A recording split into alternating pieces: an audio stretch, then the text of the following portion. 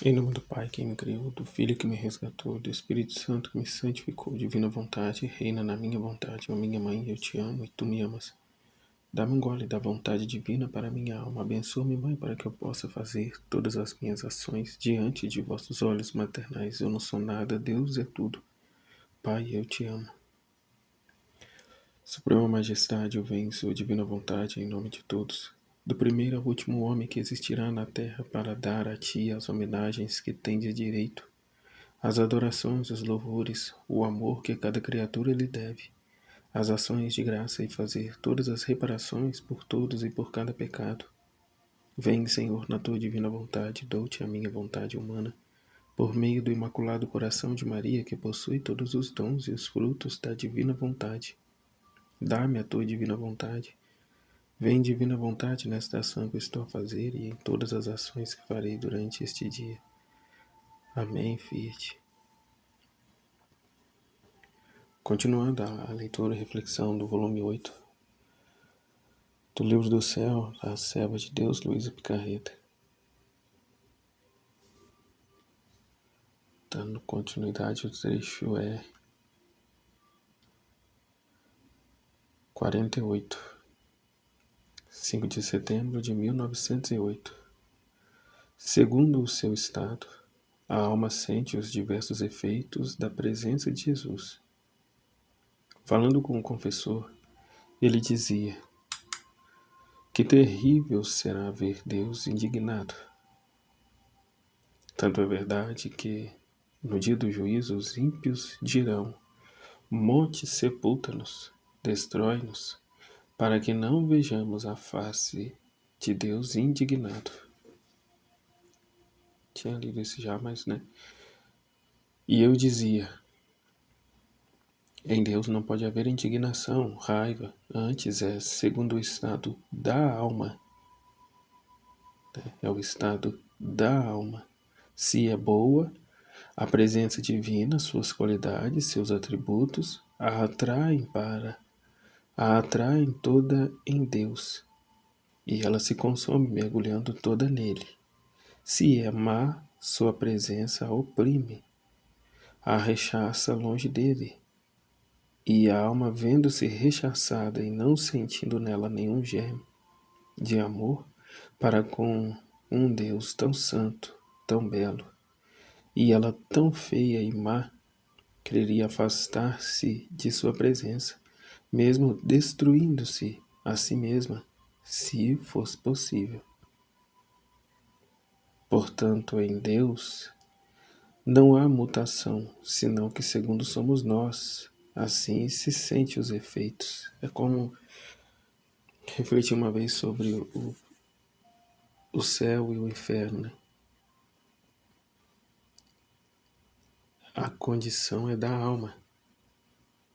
O céu é o que é pela correspondência das criaturas, né? A manifestação, a glória de Deus. E o inferno é o que é por conta, como está dizendo aqui, da maldade da criatura, né? A rejeição do amor de Deus. Portanto, ninguém ama e só odeiam, só pode odiar, né? E que é o mesmo fogo. Enquanto no céu é o fogo do amor, né? Da felicidade, do contentamento, da alegria. E esse mesmo fogo no inferno, por ocasião da condição das almas, esse é um fogo que queima, que atormenta.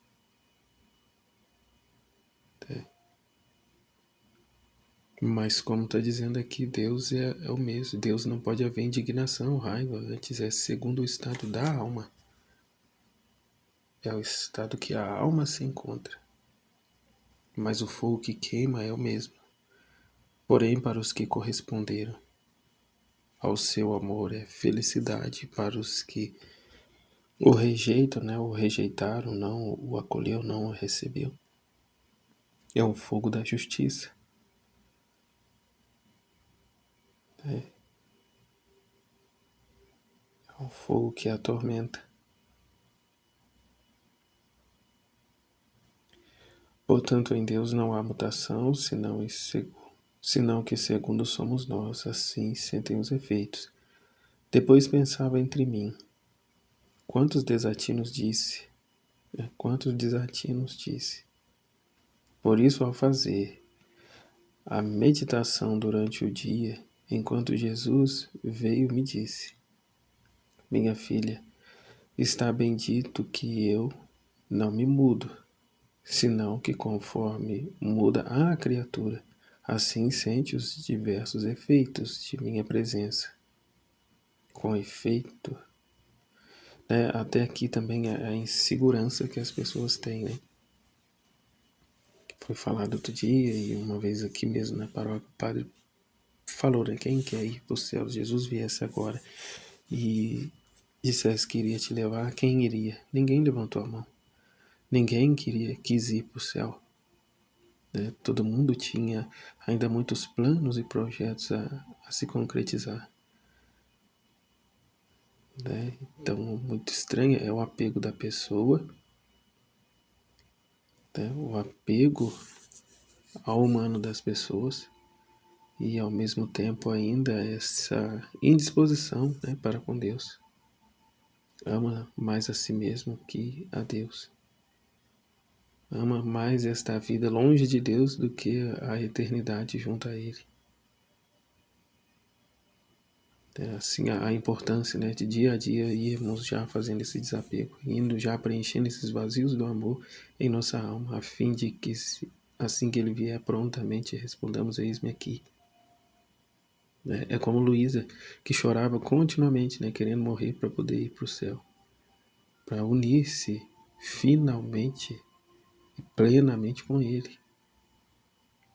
Já nós aqui, o apego é tamanho, é tão grande, que de certa forma despreza a Deus. Não, espera mais um pouquinho aí, eu ainda vou fazer outras coisas aqui. É triste, né? Minha filha, está bendito que eu não me mudo, senão que conforme muda a criatura, assim sente os diversos efeitos de minha presença. Com efeito, como pode temer quem me ama? Né? Tem medo do quê? Né? Se por ele vivemos, para ele, com ele morremos. Né? Se sente correr todo o meu ser no seu e ele forma a sua própria vida. Sente correr todo o meu ser no seu e ele forma a sua própria vida. Pode temer a minha santidade se ela toma parte dessa mesma santidade? Não, né? Pode envergonhar-se ante minha beleza se sempre busca embelezar-se mais para me agradar e para assemelhar-se mais a mim? Se sente correr em seu sangue, em suas mãos, em seus pés, em seu coração, em sua mente, tudo, todo o ser divino, de modo que é coisa sua, todo seu e pode temer, pode envergonhar-se de si mesmo. É essa mentalidade, né, de sermos pertença dele e ele ser posse nossa, né? Um só coração, um só amor, uma só vida.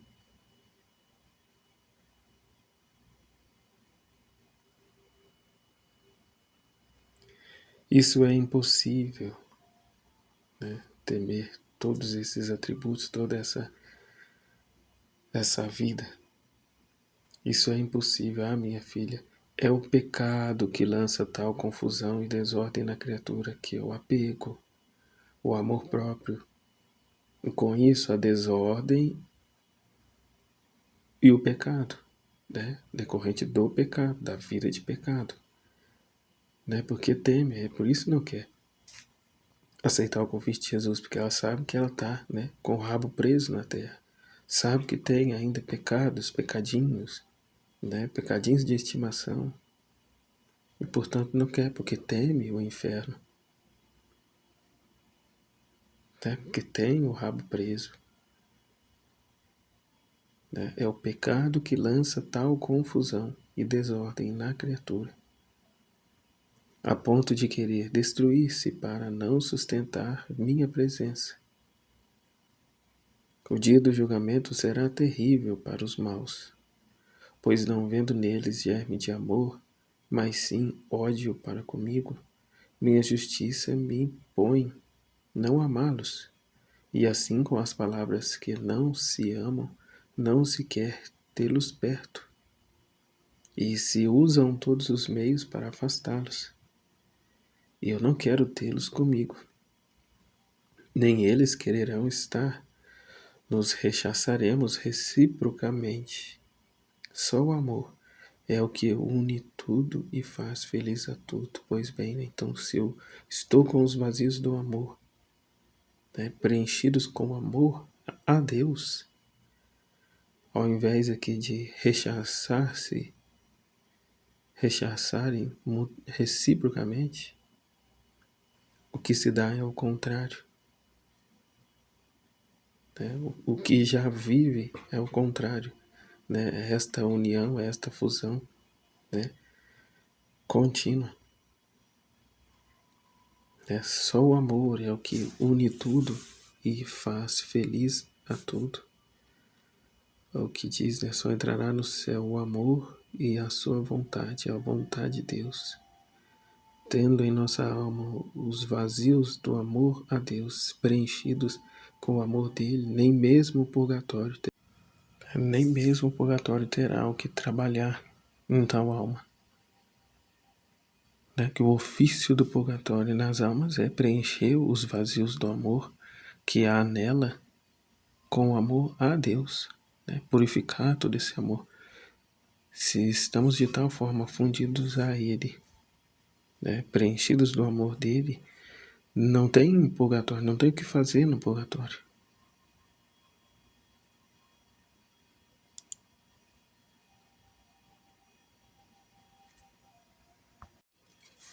Então, volume 49, trecho 49, 6 de setembro de 1908. Jesus quis sofrer para reunir tudo a si. Continuando meu estado habitual, estava pensando no mistério da flagelação e ao ver Jesus pondo sua mão em meu ombro, em meu íntimo ouvi dizer: minha filha, quis que minha carne fosse espalhada em pedaços, meu sangue derramado por toda a minha humanidade para reunir toda a humanidade dispersa, com efeito, com ter feito que tudo o que de minha humanidade foi arrancado, carne, sangue, cabelos, ficasse disperso na ressurreição, nada ficará disperso, senão tudo reunido de novo em minha humanidade. Com isto eu reincorporava a todas as criaturas em mim, assim que, depois disto, quem de mim fica separado é por sua obstinada vontade, que de mim se arranca para ir a perder-se. E com isso, novamente, ele sofre, né, a flagelação. Continuamente ele a sofre, pois que continuamente as pessoas o rechaçam, se separam dele. E não por culpa dele, mas, né, por sua própria obstinação, né, da vontade da criatura, a vontade humana rebelde.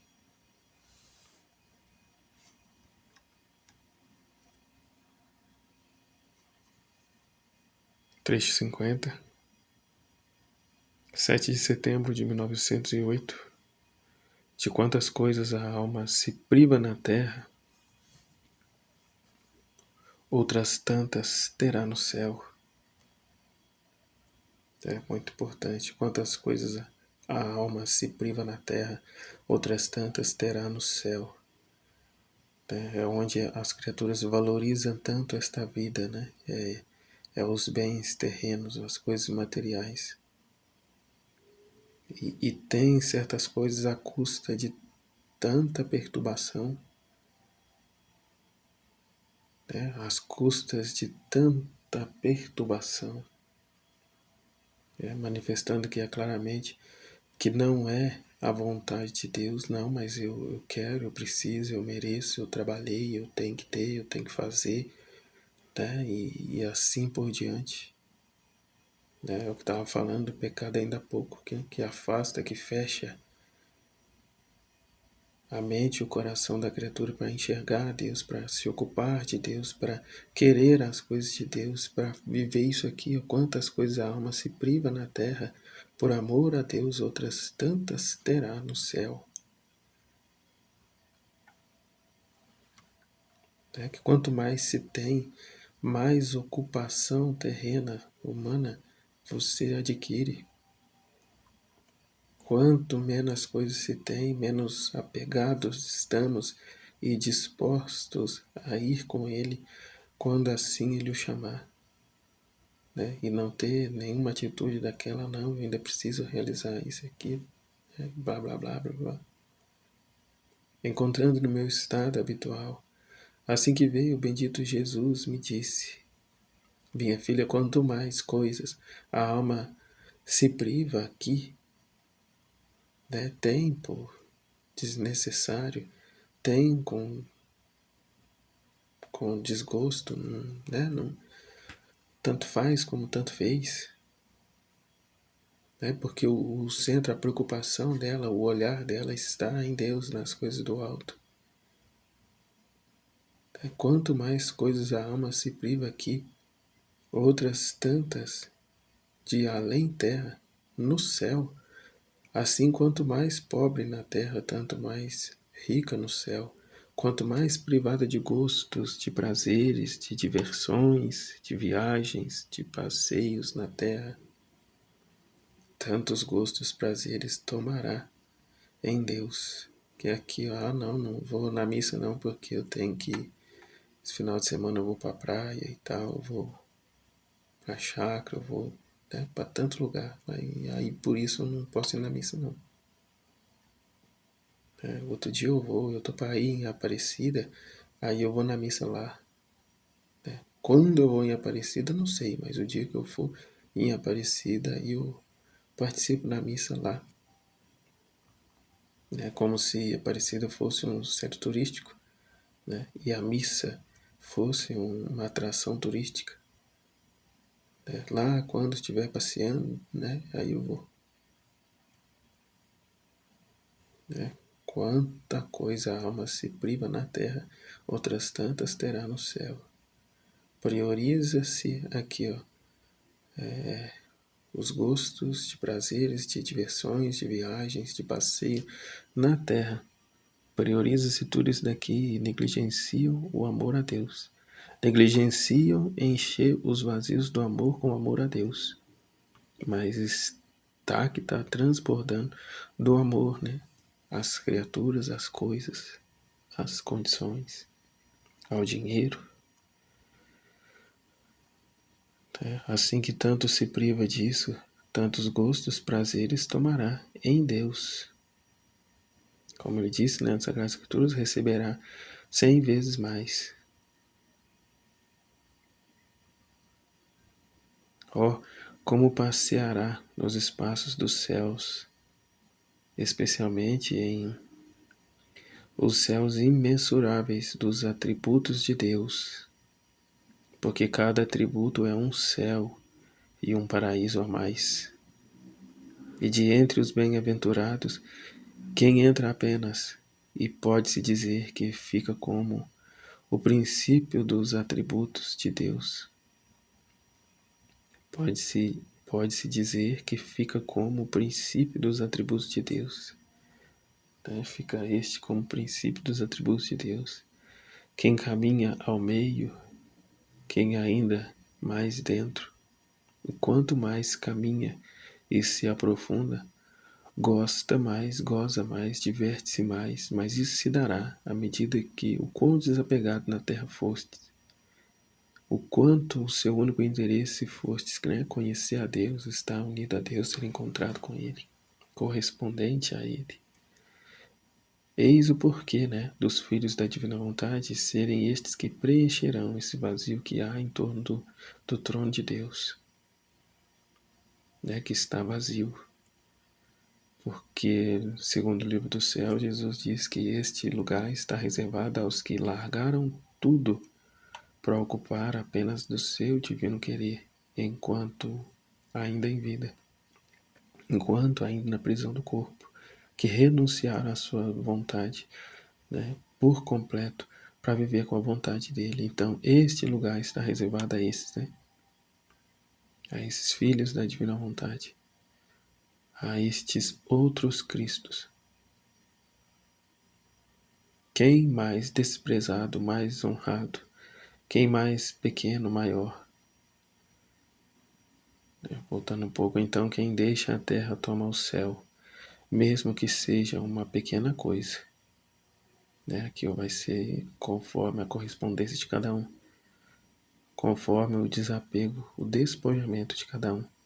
Então, daqui se segue que quem mais desprezado, mais honrado. Quem mais pequeno, maior. Quem mais submisso, mais domínio. E assim por diante. Mas apesar disso, entre os mortais, quem é o que pensa em privar-se de alguma coisa na terra para tê-la eternamente no céu? Ah, meu Deus do céu. Quem são estes? Quem são essas criaturas afortunadas? Quantos ele tem encontrado? Como ele disse lá no volume 4, né? Ninguém me quer.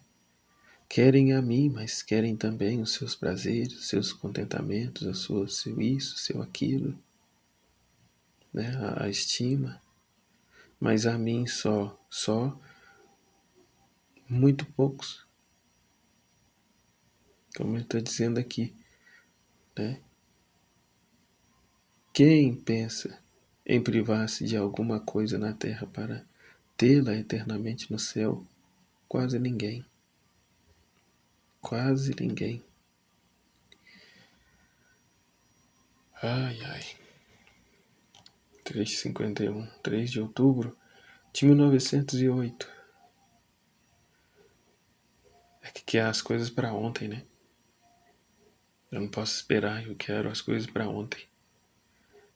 Tá? Comamos e bebamos, porque amanhã morreremos. Né? Então vamos, né? Essa impaciência, esse querer as coisas para já. Porém, a maior felicidade, o melhor contentamento é este bem que perdurará por toda a eternidade. Então desprezemos todo o resto e abracemos a esse, porque os dois não é possível, ou uma coisa ou outra. Tá? Então morramos para nós mesmos, né? Renunciamos à nossa vontade para viver com afinco a vontade de Deus e lhe corresponder sempre, cada vez mais, melhor, né? Com verdadeira consciência e conhecimento de tais verdades, para melhor poder estar à sua disposição. Entregue, abandonado a ele. Então, 3:51, 3 de outubro de 1908. Em quem está em contínua atitude de agir o bem, a graça está com ela. Esta manhã, o bendito Jesus, enquanto o fez ver mal a sua sombra, disse-me: minha filha, enquanto a alma está em contínua atitude de agir o bem, a graça está com ela e dá a vida a todo o seu agir. Se depois está indiferente em fazer o bem, ou em ato de agir o mal, a graça se retira porque não são coisas suas. Né? Se ora faz, ora não faz, a graça se retira. A criatura, o ser, é inconstante. Assim a graça, assim Deus não permanece vendo a inconstância da criatura.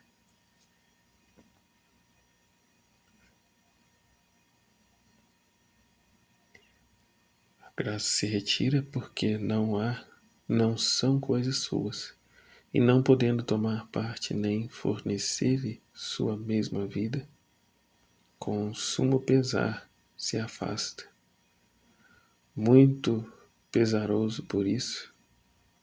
Queres que a graça esteja sempre contigo, que minha mesma vida forme a tua constância, que a minha mesma vida forme a tua, né? Queres que a graça esteja sempre contigo, que minha mesma vida forme a tua, esteja em contínuo ato de fazer o bem, e assim terá em ti o desenvolvimento todo o meu ser.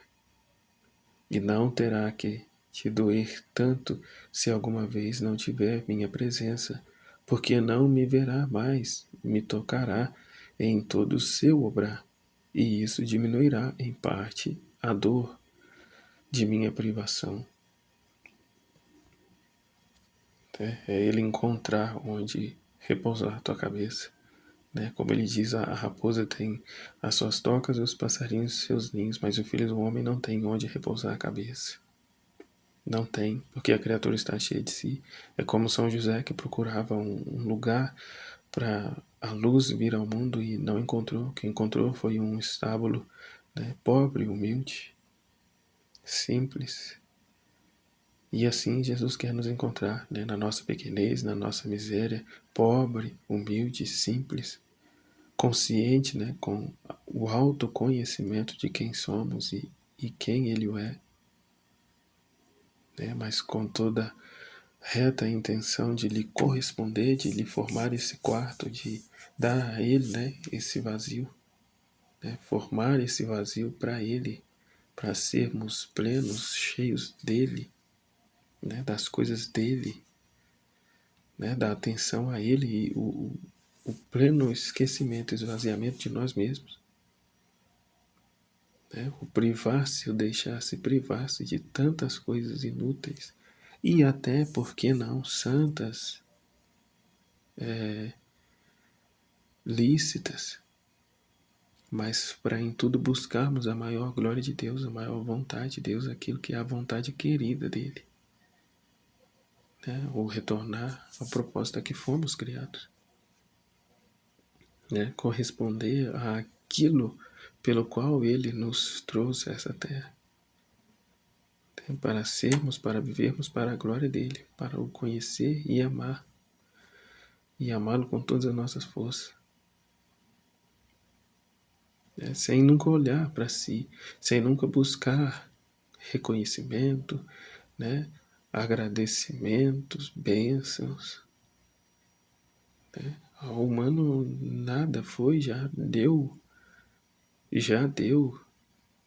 né? Da parte de Deus já recebemos tudo.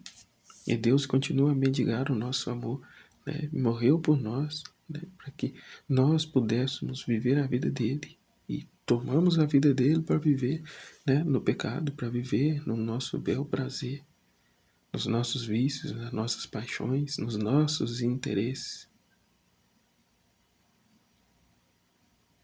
Né, forneçamos esse lugar de repouso, né, esse lugar onde ele possa descansar, essa árvore onde ele possa sentar à sombra, né, no trecho que dizia outro dia, né, formar esses ramos a fim de que ele possa sentar à sombra, né, ter esses frutos a fim de que possa alimentá-lo, fruto, as pedras, pérolas preciosas que caem sobre ele, né, formando um belo ornamento à sua humanidade. A fim de tudo viver e sofrer por amor a Ele, para a satisfação e o contentamento dEle. 352, 23 de outubro de 1908. Como a ciência divina está no reto agir, continuando o meu habitual estado, assim que veio o bendito Jesus, me disse: minha filha, toda a ciência divina se contém no reto agir, que toda a ciência divina está encerrada no reto agir, porque no reto se contém tudo o belo e o bom que se possa encontrar. Encontra-se a ordem, a utilidade, a beleza, a maestria. Portanto, um trabalho é bom porque é ordenado bom, mas se os fios são torcidos e conduzidos erroneamente, não se entende nada. não se vê mais que uma coisa desordenada que não será nem útil nem boa. Só vê uma desordem total, né? Uma bagunça que não será nem útil nem boa. Se perdeu. Por isso eu, desde as coisas maiores até as mais pequenas que fiz, se vêem todas arrumadas e todas servem a uma finalidade útil, porque a fonte de onde saíram foi meu reto agir, só por amor a Deus, sem interesses pessoais, e com isso uma total atenção, sem distração, mas fixo, focado, no que está a se fazer. Agora a criatura, porquanto seja boa, tanta ciência divina conterá em si, e tantas coisas boas sairão dela por quanto seja reta. Basta um fio torcido em seu obrar para desordenar-se a si mesma e as obras que dela saem, e ofuscar a ciência divina que contém. Quem sai do reto sai do justo, do santo, do belo, do útil, e sai dos limites nos quais Deus a pôs. E saindo disto será como uma planta que não tivesse muita terra por baixo, e que agora os raios de um sol ardente, e agora as geadas e os ventos secarão os influxos da ciência divina. Eu querer fazer vida fora de Deus, os que roubam a vida de Deus, como dizíamos ainda há pouco, para viver ao seu bel prazer. Assim é o torto agir, geladas, ventos e raios de sol ardente, e faltando-lhe muito terreno de ciência divina, não fará outra coisa que secar-se em sua desordem. Faltando-lhe muito terreno de ciência divina, não fará outra coisa que secar-se em sua desordem.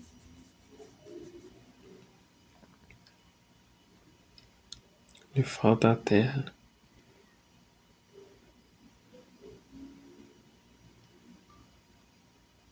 o reto querer, o reto agir.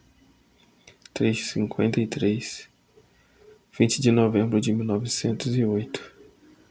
Quando a alma faz do amor o seu alimento, este amor torna-se estável e sério. Continuando o meu habitual estado, cheio de amarguras e de privações, esta manhã veio por pouco tempo o bendito Jesus, e eu me lamentava com ele por meu estado, e em lugar de me responder, se estreitava mais comigo. Depois, sem responder ao que eu lhe dizia, disse-me: minha filha, a alma verdadeiramente amante não se contenta em me amar com ansiedade, com desejos, com fervores, senão que só está contente quando chega a fazer do amor seu alimento cotidiano. Então o amor se faz estável, sério, vai perdendo todas aquelas superficialidades de amor às quais a criatura está sujeita. Vai perdendo todas aquelas superficialidades de amor às quais a criatura está sujeita, e como fez do amor o seu alimento, o amor se difundiu em todos os membros, e estando difundido em tudo, tem a força de sustentar as chamas do amor, que a consomem e lhe dão vida. E contendo o amor em si mesma, possuindo não sente mais aqueles vivos desejos, aquelas ansiedades, senão que só sente amar mais o amor que possui. Este é o amor dos bem-aventurados no céu. Este é o mesmo amor. Os bem-aventurados ardem em amor, mas sem ansiedade, sem estrondo, com a estabilidade, com seriedade admiráveis. O sinal, se a alma chegar a nutrir-se de amor, é quando perdeu o semblante do amor humano.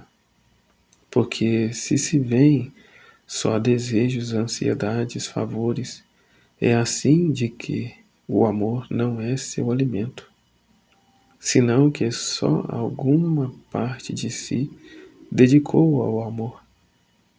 E então, não sendo toda, não tem força de contê-lo e tem aqueles arranques do amor humano, sendo estas pessoas muito volúveis, sem estabilidade em suas coisas, em troca as primeiras são estáveis, como aqueles montes que jamais se movem.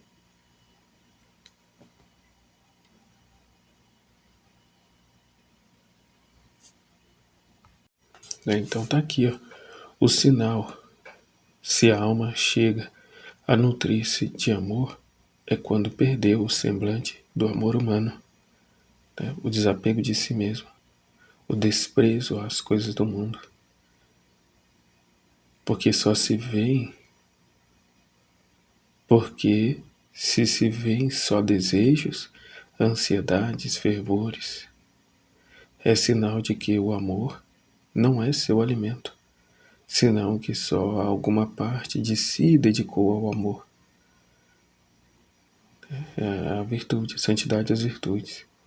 E então, não sendo toda, não tem força de contê-lo, e tem aqueles arranques do amor humano, sendo estas pessoas muito volúveis, sem estabilidade em suas coisas. Em troca, as primeiras são estáveis, como aqueles montes que jamais se movem, né? E estão, né, fundidas ao querer divino, à vontade divina, ao fazer só por amor a Deus. Diferente do que vive das virtudes, que chega a determinado ponto, ele diz, justamente em nome dessa virtude, eu não vou além, eu não vou deixar de fazer, ou eu vou fazer, né, por estima própria, né, por estima, por reconhecimento dos outros, eu vou fazer, né, ou não vou fazer. Tem sempre um apego humano. Aqui, ó, o semblante do amor humano. Enquanto isso houver, enquanto tiver essa mancha, né, de amor próprio, estará ela sozinha, vivendo, fazendo sozinha. Amém. Jesus, eu confio em vós, em nome do Pai, do Filho, do Espírito Santo. Amém, filho. Deus abençoe a todos.